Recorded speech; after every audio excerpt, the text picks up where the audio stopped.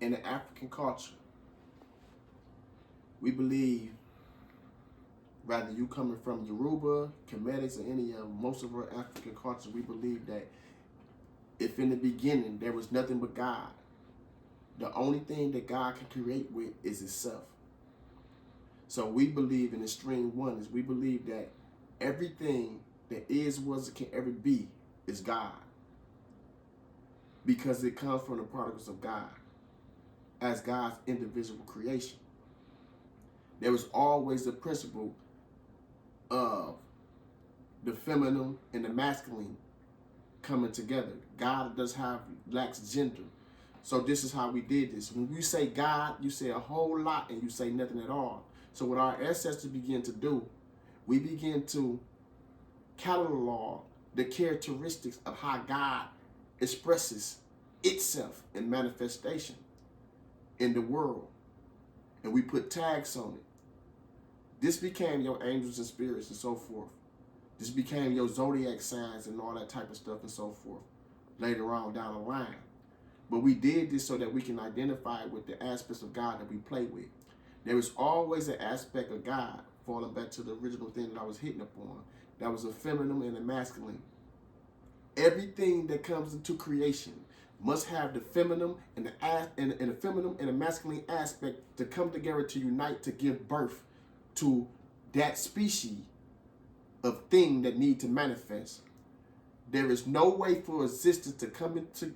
There is no way for anything to come into existence without the feminine and the masculine coming together, uniting to form a whole to give birth to the product, which is the son or the daughter of that which it had produced.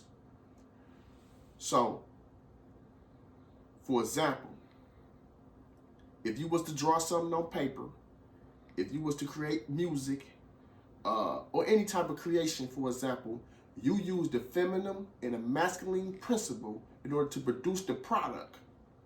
Our ancestors recognized that. These are principles that mass throughout the universe. You always had goddess, God, and son or daughter, which is the product. This is where the concept of Father, Son, Holy Spirit came from. But in today's society, it seems as though we seem to downgrade and belittle the feminine principle. We seem to downgrade our women as a result of degrading our feminine spirituality.